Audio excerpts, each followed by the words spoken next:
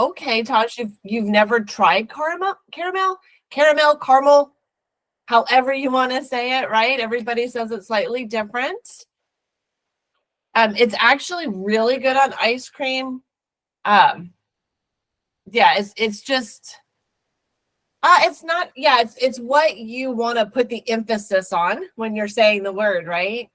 Like some people say caramel, some people say caramel, like that little A in the middle is missing.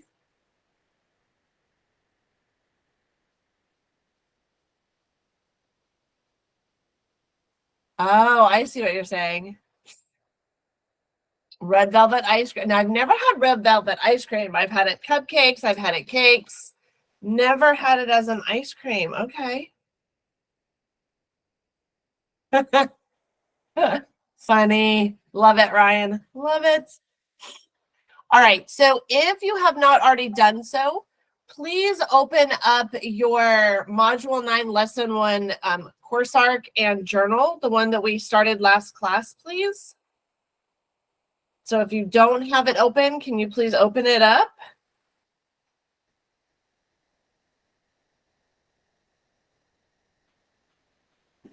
If you could, you could. Okay, hold on just a second, guys. Give me a moment here.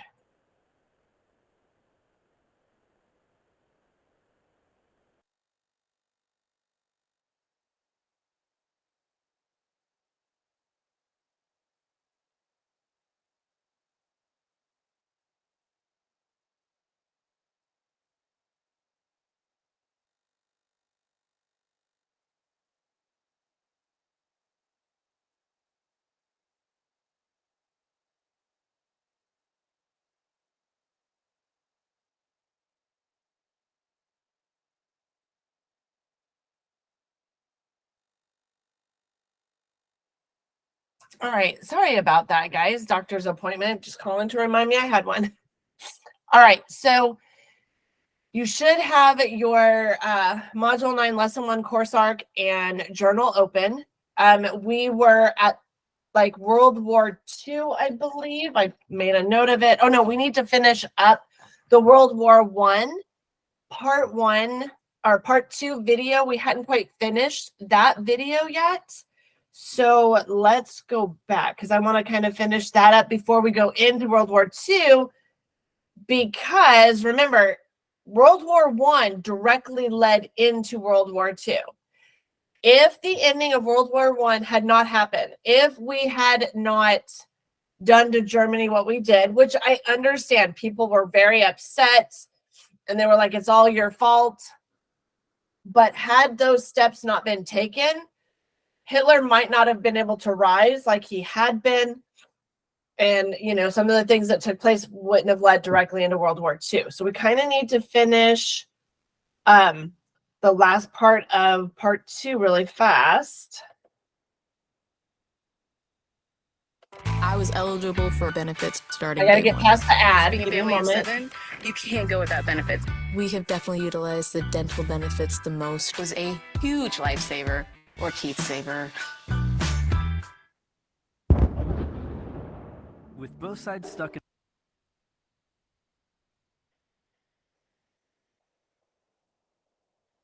when the Germans launched an attack around This the is French where we city of were. Verdun, the French defended it desperately, leading to hundreds of thousands of casualties. Under pressure, the French called on its allies to do something to draw the Germans' attention away, so the British started their own long and brutal fight, the Battle of the Somme, with 60,000 British casualties on just the first day. It was also here that the British first used one crazy brand new piece of sci-fi technology.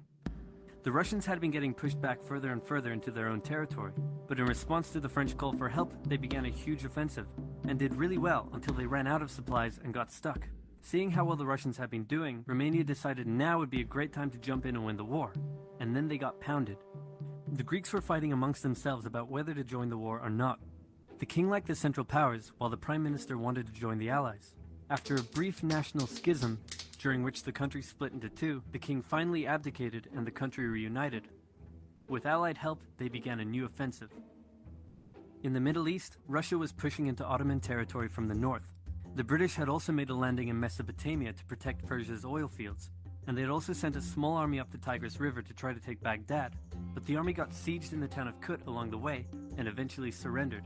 A new offensive was launched from the south with all-out desert warfare. The offensive was aided by one famous British officer, better known as Lawrence of Arabia, who helped lead the Arab tribes in a revolt that wreaked havoc on the Ottoman supply lines. By the time 1917 rolled around, everyone was exhausted. There were mutinies in the French army, the German populace was starving, and the war had drained all of Russia's supplies. There was no clear winner, and it was still anyone's war. The only question now was, who was going to break first?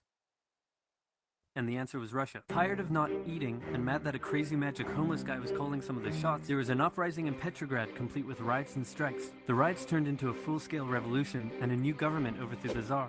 Then a few months later, the Bolsheviks overthrew the new government, and they pulled Russia out of the war.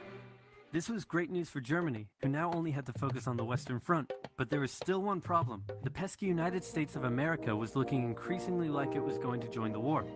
America had been selling supplies to the Allies throughout the war and was getting super rich off the back of it, meaning it was in fantastic shape and was dangerous to the Germans. So Germany sent a telegram to Mexico saying, "Wouldn't it be crazy cool if you guys attacked America?" But the British intercepted the message, showed it to the Americans, and that was the final straw. American troops began shipping out to Europe. This was terrible news for Germany, and they knew their only hope now was to force France and the UK to surrender before the fresh American troops arrived. It was now or never, so they started one final attack. They converged their troops and hit hard at the Somme and pushed the Allies back. They hit a second time further north, then again and again.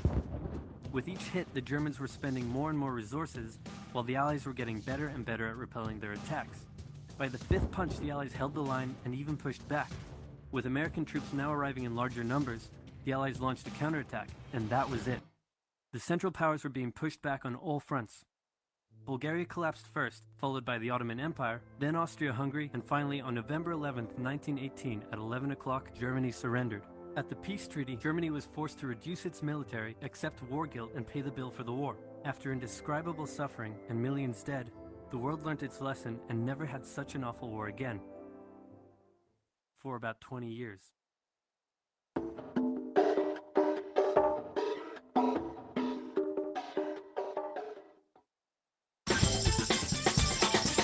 Filing a simple return for... All right, let me go back to our page. Move this over. All right, so looking at what took place in World War I, we noticed Russia, right? Russia originally started out as an ally with Hitler in World War I. Or not Hitler, with Germany and Austria-Hungary, because they thought they were going to get some land out of this deal. And, you know, Germany, the land-hungry group that they were, the Austro-Hungarian Empire as well, decided, hey, look at like all of that land and all of those resources. That looks good. We should probably get some of that too. And also during this time, you have Russia going through its own kind of civil war, if you will. They oust their czars, their royalty. They bring in communism. Russia now becomes the Soviet Union, and they're like, yeah, we don't like any of you guys. We're just going to do our own thing. So they kind of back away. Germany is like, well, we don't have to worry about them right now. We need to take care of this group. The United States, we've been, secretly, giving supplies and stuff to that group over there, the French and, the British. And Germany is like, we got to get this done and over with. So they send what's known as the Zimmerman telegraph, and they send it to Mexico with, hey, all that land that used to be yours? If you attack them and you help us, we'll make sure you get all of your land back. That would be, like New Mexico and Texas all the way through, right? And Great Britain, of course, is able to intercept it. They show it to the United States, and the United States was like, oh, really? No, I don't think so. And of course, they jump in, and that's the beginning of the end for World War I. The Treaty of Versailles is signed. Guys, this is like Treaty of Versailles, 5, I believe. Because every time there was a war in Europe, they called it the Treaty of Versailles. And they decided that Germany was going to have to take all of the blame. It's all your fault, Germany. You started this. You're to blame, even though Austria-Hungary was in it, the Turkish Empire was in it. It doesn't matter. We put all the blame on Germany. And because it's all your fault, you have to pay reparations because of the war. France was torn apart. Germany was torn apart. Great Britain, parts of what would be Poland, Belgium, everything was destroyed. And so now they're like, not only is it your fault, so you have to take the blame, but now you got to pay for it all. Well, coming out of, World War I, they're destroyed, right? And so remember, we learned about this in an earlier unit when we talked about this. Inflation starts ramping up. And what does Germany do? They're like, well, we don't have enough money, so we're going to print more money. Well, printing more money doesn't help you. All it does is increase your inflation. So then the money you do print is worth less and less and less. And as you can imagine, so now the Germans are having to pay to fix everybody else, and their country is like drowning, right? Their egos have been hit. Their pride has been hit. They have no money. They can't fix up their own country. And you have the rise of Adolf Hitler. And when people are really upset and somebody comes along and gives you somebody to blame, it starts to look good. And so Hitler's like, it's all their fault. They shouldn't have done this to us. And you know what? You know who else is to blame for all of this? Those Jews over there as well, right? It wasn't a revolution, Samuel. Not at all.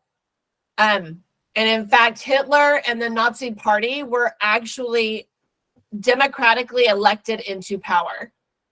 There was no revolution. There wasn't even like a full-on coup. He literally was elected Chancellor of Germany. And he brought in his whole 1918. No, there was no revolution in Germany, hun. No. They were still dealing with, there was no revolution, Samuel. That's what I'm telling you. There was no revolution in Germany. Okay?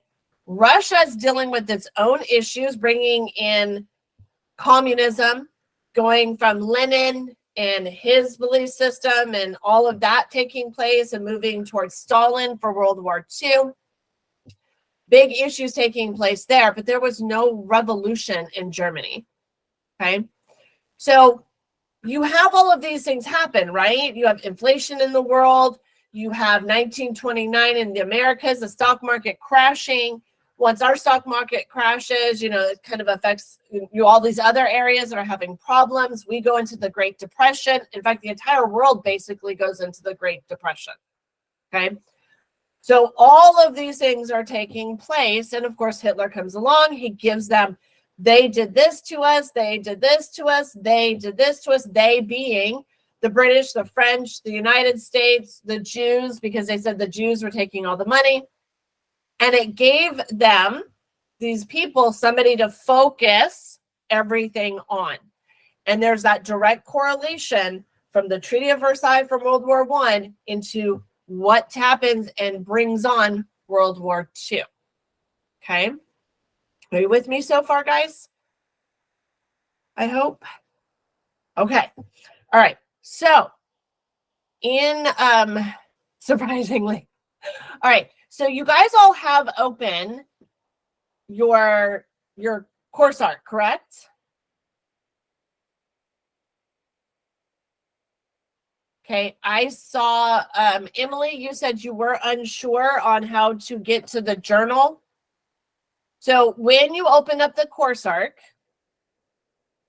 on the introduction page, down here at the bottom, there's a blue hyperlink. The blue hyperlink, you click on that, and it gives you an option to make a copy of your journal. Our journals are summative grades. Those are 90% of your grades, okay? We're doing the journal together, Emily. We haven't gotten there yet. Remember I said this last class? We were just starting the course arc, but we would get to the journal today. Okay? Okay. So at this point, everybody should have their course arc open. We had just finished World War I, and the page that we were on in our course arc is World War II. So everybody should be about here. Yes. Make sure. All right. So we had, it says World War II, and Europe was bubbling under the surface before the Germans invaded Poland, right?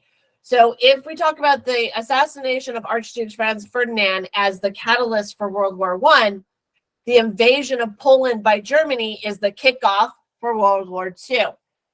The official start, right? Although things have been, like I said, going really kind of ugly prior to that. Okay. We have an infographic showing us who the Axis powers are versus the Allies. Okay. Since we're the United States and we're part of the Allies, we're going to say we're the good guys, right? And the blue, the Axis, we're going to say those are the bad guys. And so the Axis is Germany, Italy, and then Japan will eventually join because Japan felt like they got shafted in World War I. Russia keeps going back and forth. Well, should say the Soviet Union. I'm on the Axis. No, I'm on the Allies. No, I'm on the Axis. Okay, I think I'm going to stay on the Allies. You have the United States, Great Britain, and France on the Allies. So those are the two groups that are kind of fighting each other, if you will. So we've got this quick little video on did World War I lead to World War II, which is your writing prompt that you have for your writing activity. So we're going to watch this video and then we'll talk about this, okay?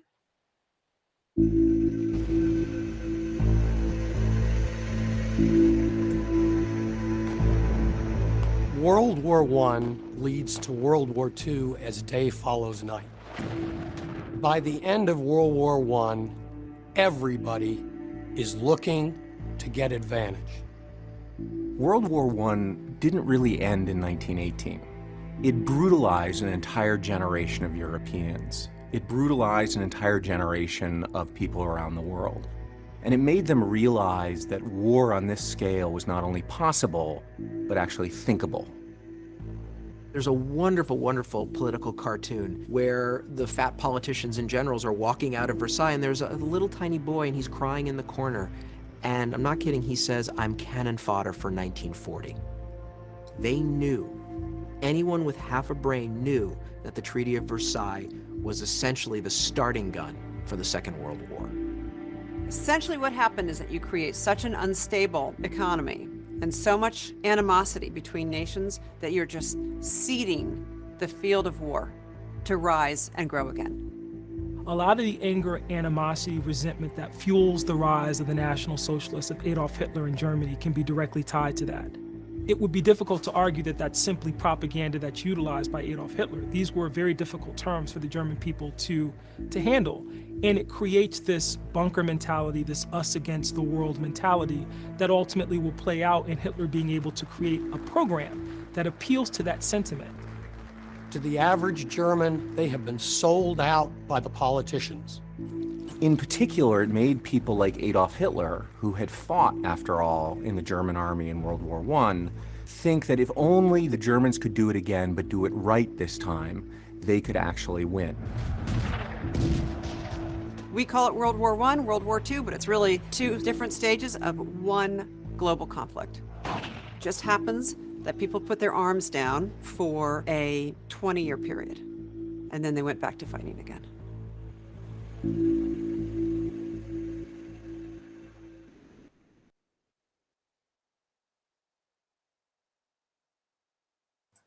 Okay, so that's just kind of a visual, right, of what I had just said when we were talking about that. So we have a question or two or three or four. All right, which of the following countries switched sides during the war? The USSR, good, right? That purple one, because, you know, they were like, Allied, Axis, Allied, Axis, oh, Allied. They're going to give us what we want. According to the video, what was the starting point of World War II? The Treaty of Versailles. Okay. The Versailles Treaty caused such an unstable economy and animosity between nations that it would eventually lead to World War II? Absolutely.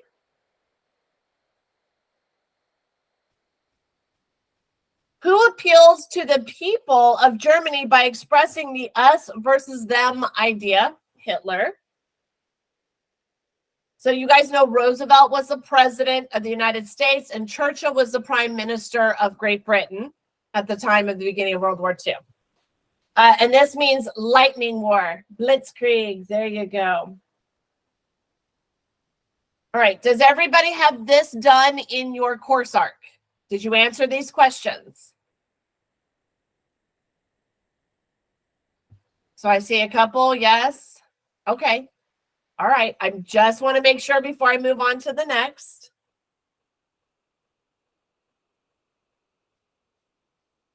All right. So this says post-war organizations, but I've got 2 videos on World War II. You have to understand what happened in World War II to understand how we get from the League of Nations to the United Nations and all of them.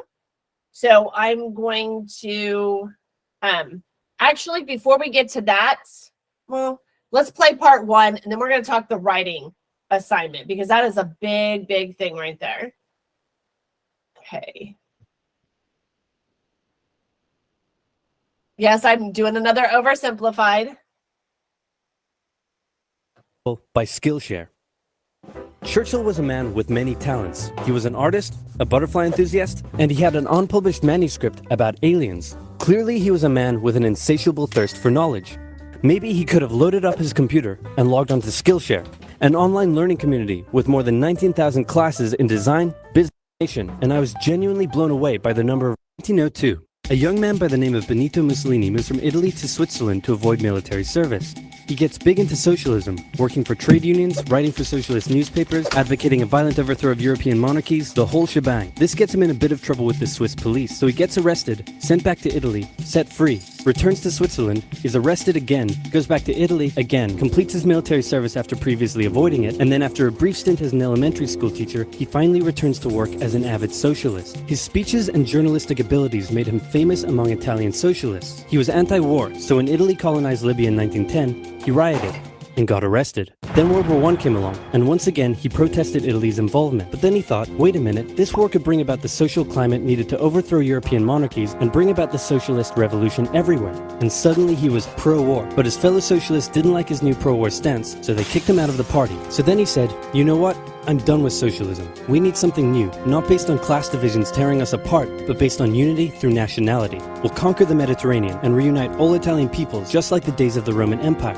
I'll call it fascismo, and it will guide the Italian nation to greatness. That's all well and good, Mr. Mussolini, but what kind of haircut am I giving you? So you have to understand, leading into World War II, we have a new kind of government system coming about called fascism, and that comes from Benito Mussolini, who is eventually becomes the leader of Italy and Hitler's contemporary. Okay? Let's go with bold.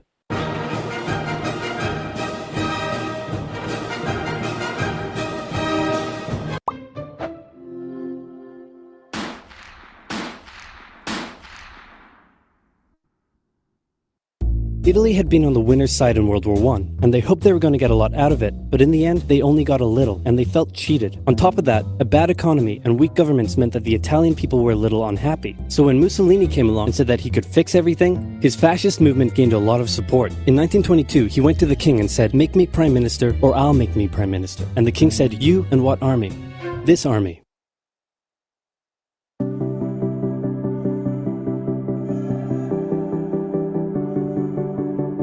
Fair enough. Then he went about establishing a dictatorship with himself at its center. Europe had its first fascist dictator. Next up, Germany.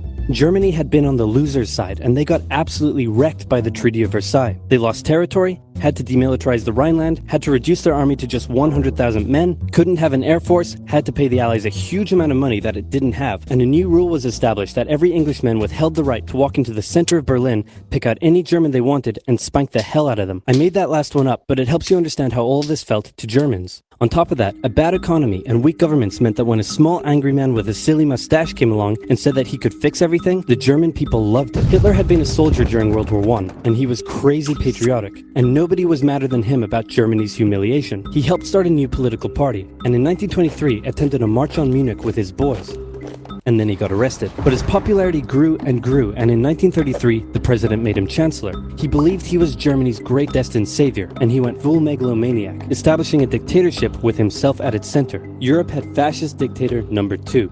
Hitler and Mussolini had a lot of the same ideas, but more importantly, they had the same enemies, and they started to get along. Anyone else want to be friends? Franco? No? You good? I do.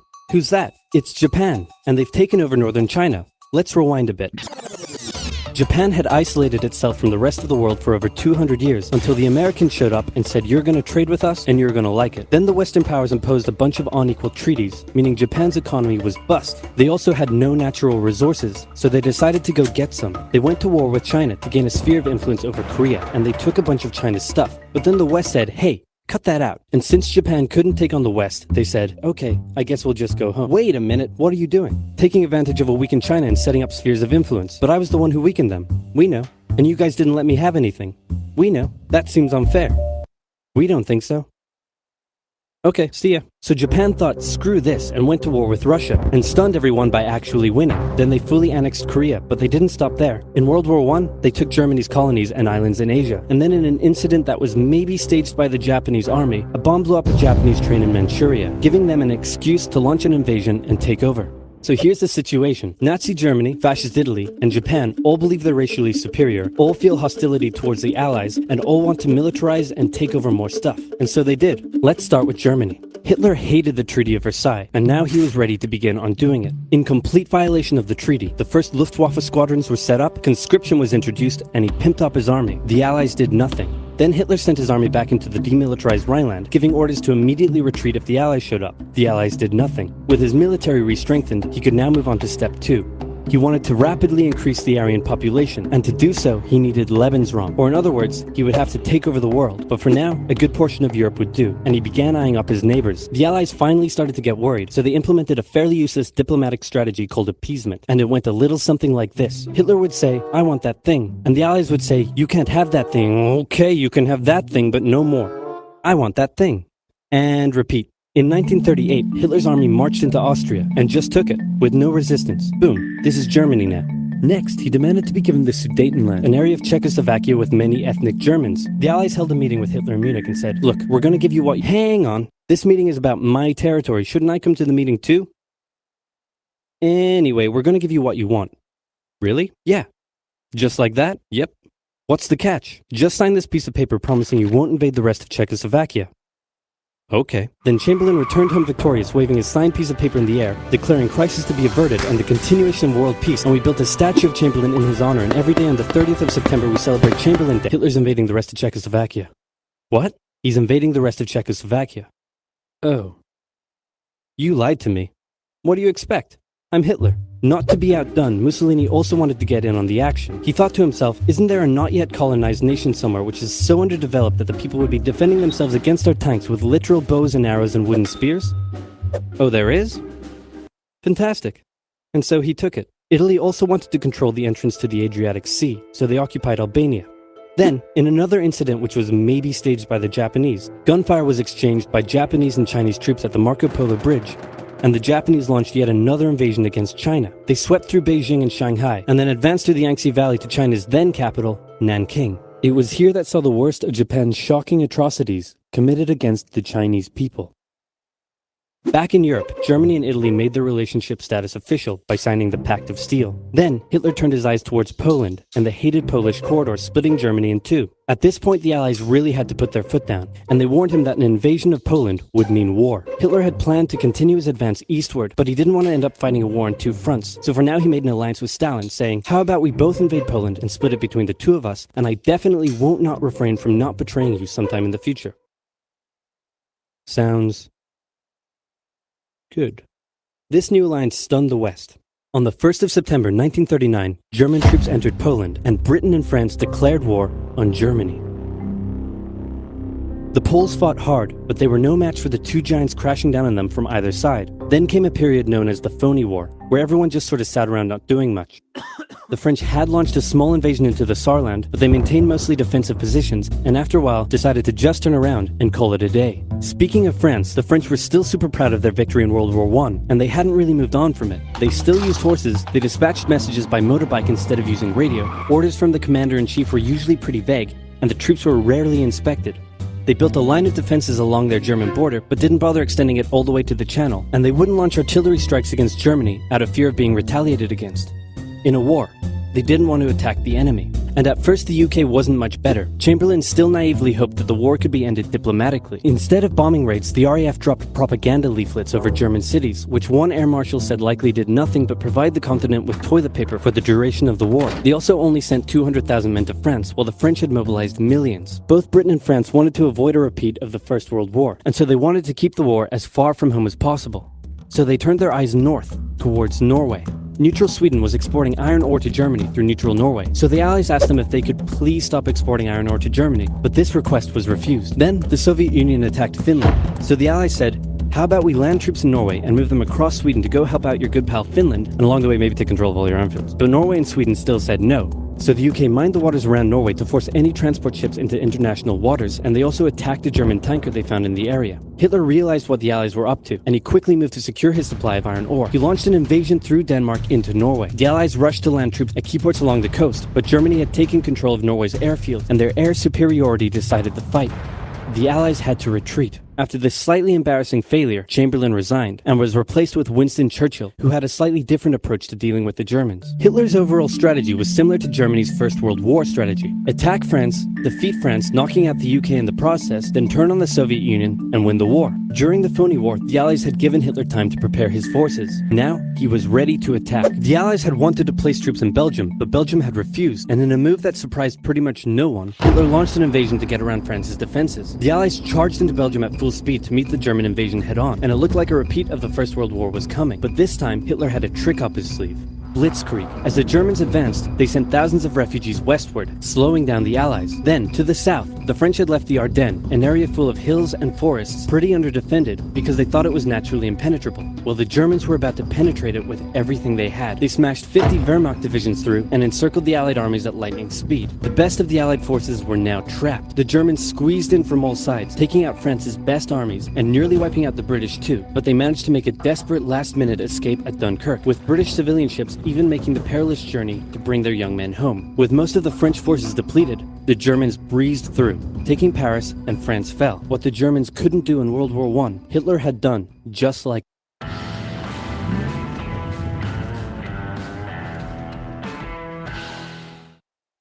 You've always gone your own way, and we say, never stop.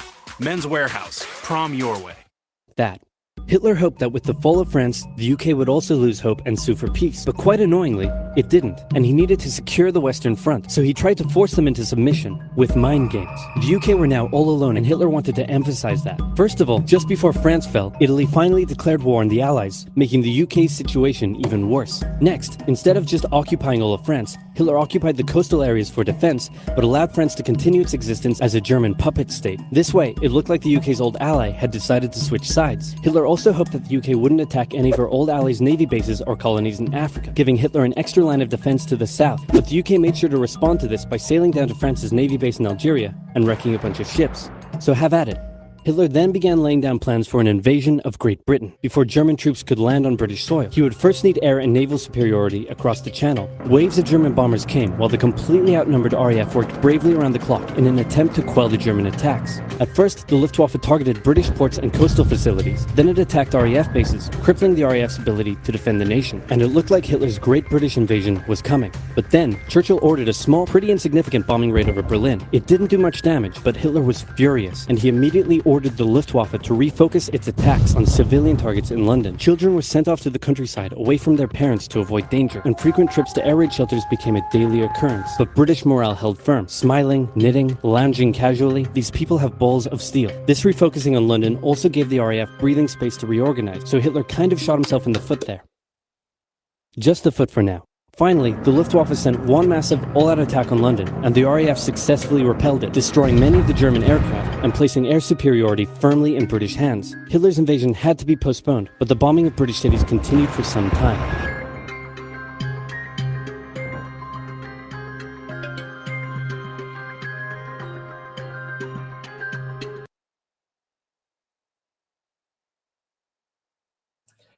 All right, so that just kind of gives you a little bit of a visual about, how the triple, access gets started. Yeah, it was a suicide joke about Hitler. It was. So one of you guys had said something about the TV show, like the alternate history. It was called Man in the High Castle is the name of that. And it's kind of the alternative history, like what if Hitler had one kind of thing. All right, let's look at, we're going to do our journal a little bit backwards because I kind of want to go to the written portion, the writing assignment, because the writing assignment actually asked, should Europe have seen that World War II was going to happen, and explain what you mean. Explain your answer is what the question is saying, right? Which is, if you look at our course arc, remember, it's the writing activity. So, I mean, they absolutely should have seen World War II coming. You saw the historians talk about it. I've talked about it. We watched it on video. So my response, again, you do not have to have the same response as me. Oh, wow. Okay, I haven't seen that one, Ryan. We'll talk about that one in a minute. Europe had been torn apart during World War I, including Germany. The economies were shattered. Inflation was an all-time high. Forcing Germany to accept all the blame and costs of World War I led directly to the resentment of the other countries. In addition, European powers knew exactly what Hitler was doing to the Jews and others he deemed unacceptable and turned a blind eye, allowing him to continue his atrocities. They were like, hey, don't do that. He was like, sure, I'm not going to do that. Yes, his fingers are crossed behind his back. Yep. So between his rhetoric and action, there were clear signs that Germany was gearing up for war again. Remember, 5 to 8 sentences. Okay, is what you're supposed to be doing. That's what, if you're going to do your full answer on there like you're supposed to, I will give you what I have written. You can use part of it or not. It stopped. Hang on. Okay, hang on. It didn't quite. This last little bit didn't show up. Let me finish that.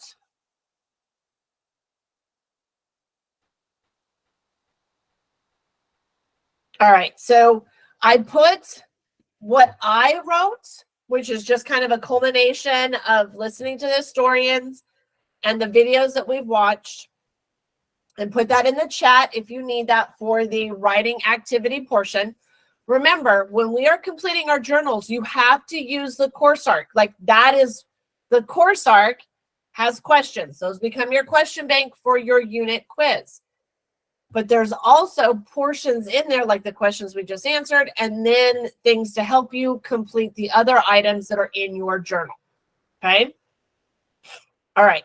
So I know we're doing this a little bit backwards, but I felt like we had kind of really hit on the writing activity prompt, so I wanted to get that one done first. Okay? All right, so we are going to go back to the course arc. And we're going to come where it talks about the post-war organizations. So it starts out with, remember we learned about the Marshall Plan, where they were like, hey, if we give you money, you guys will all stay, democratic, right? We're going to help you rebuild and everything else. There was also the League of Nations that came about. And basically the idea was, hey, we don't want another war. We've just fought 2 massive wars, and it's destroyed the globe, basically. So let's come up with this idea. Woodrow Wilson, the president of the United States, is like, how about everybody works together, right, to try and maintain peace? And we're going to step in, we're going to play mediators, and we're going to work on these things. Funny thing about it is a bunch of the countries join the League of Nations, but the United States does not. Ultimately, the League of Nations is kind of the precursor for what we have today, which is the United Nations, right? And this basically began in 1945. It has played an important role in modern Middle East conflict since 1990. Basically, League of Nations led to United Nations, and the United Nations has since grown, okay? So let's answer the questions or do our little thing here in the course arc. So what, like League of Nations and United Nations, let's move these into the right areas. Which one was created at the end of World War II? Can you guys tell me? The United Nations, right? Hang on. Okay, so if that was created after World War II, which one was created after World War I then? That would be the League of Nations, right? All right. Which one has been heavily involved in Middle East conflicts? The United Nations. Oops, move over. Okay. Which one did the United States not join? League of Nations, good. Okay. Which one had 63 nations joining it? Was that the League of Nations? Just want you to make sure. Right, okay. So let's look on our thing right here. Hang on. I'm looking for the exact spot where it talks about it. Ooh. No. So actually, 63 nations joined is the United Nations, right? And then which one has 6 principal bodies? Is it 63? Which of my king, are you saying 63 goes under League of Nations? Okay. Do you guys all concur? I'm just moving things around. I'm waiting for you guys to tell me. So this is where you guys want me to put it? There? Okay.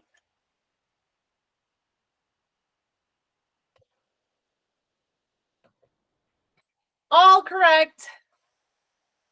There we go. Do y'all see what's in there? Make sure your course arc shows that, please.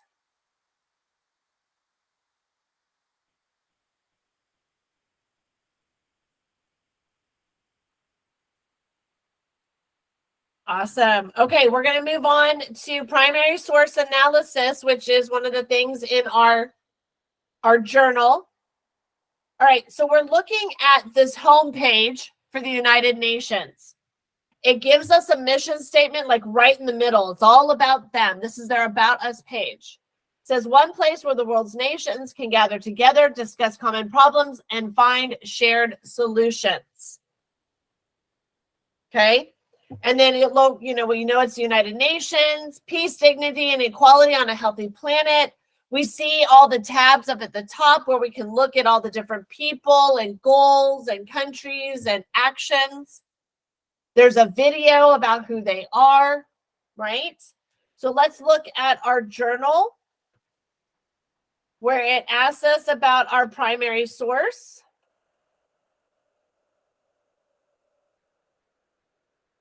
Ooh.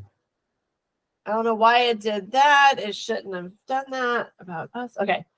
So what is this a primary source of? It is the About Us page for the United Nations, right? It's that landing page. What did you notice first? For me, it was that middle station right there, smack dab in the middle. What do you think is happening? It's a brief summary of what the United Nations is. Who do you think the audience of the source is for? So for me, it's either students or anybody who is researching the United Nations, wants to learn more about them. What can you learn from examining this? There are multiple tabs explaining every aspect of the United Nations, people, history, their charter, current events, and actions. What do you wonder about? That's that, the questions, right? So my questions were, is their mission still the same as in the beginning? How have they changed with modern times? Where does the money come from to continue their mission? So those were items that I thought of. This is what I saw in that page. Okay. I'm not sure if it will just let me. Okay, we're going to try this. Hopefully this will do what I want it to do. So it's not really broken up, but you can kind of see where I took what I highlighted and I put that in there. Do you guys see that in the chat? Hopefully. Okay. Awesome. All right, so let's go back to our course arc. So we finished that page. The next item in our journal is the Google Maps tour. And remember, you have to click on the map to get your information, right? So you click on the map and it takes you to a new page. And then you look at each one of these links. So we have Verdun, Poland, Leningrad Oblast, the Battle of the Bulge Memorial, and Bletchley Park. So guys, Poland, Leningrad, Battle of the Bulge, and Bletchley Park are all World War II. But the Battle of Verdun was World War I.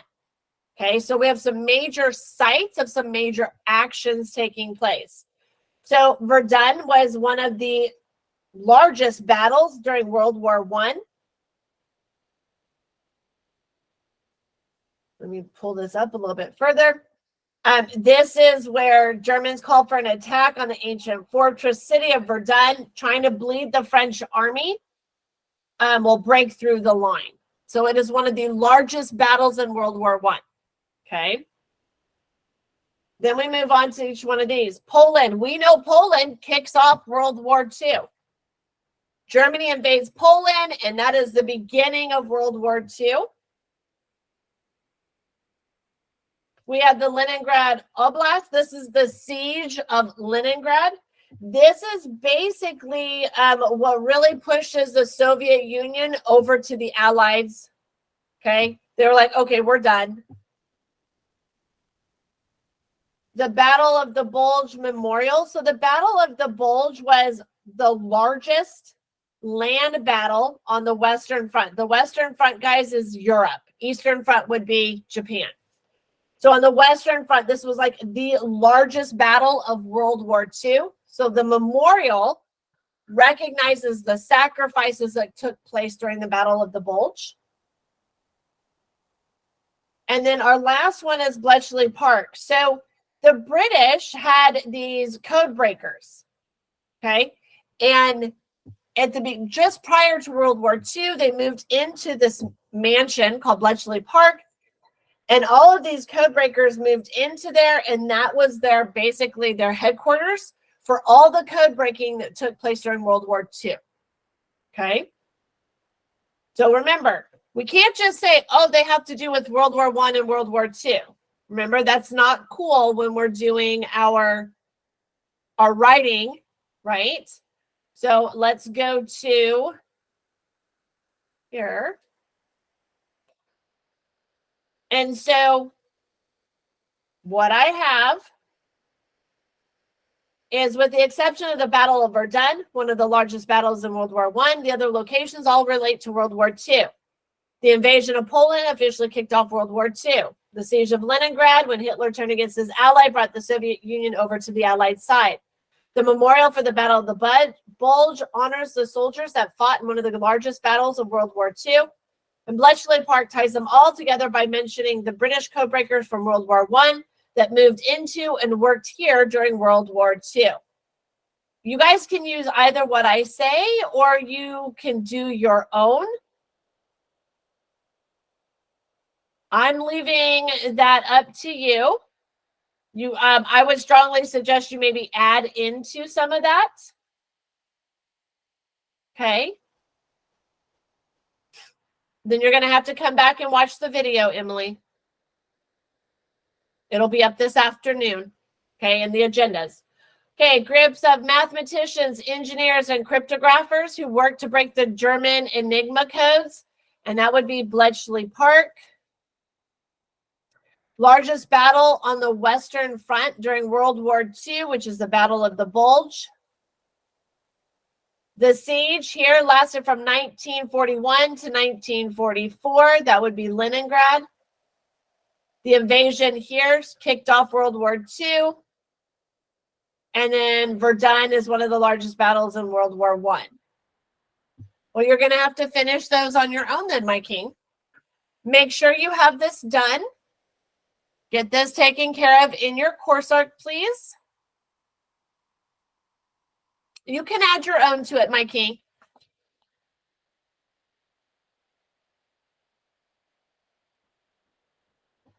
All right, so hopefully you have this done. And then this was the page that we had for the writing activity, which we already did. And so now at this point, your course arc should be done. You guys should be hitting submit on your course arc right now. Finishing up the typing on your journal. And we are done for the day. And I kept you a little bit late. I apologize for that. And I will see you guys tomorrow. I apologize for keeping you over. Make sure you get those taken.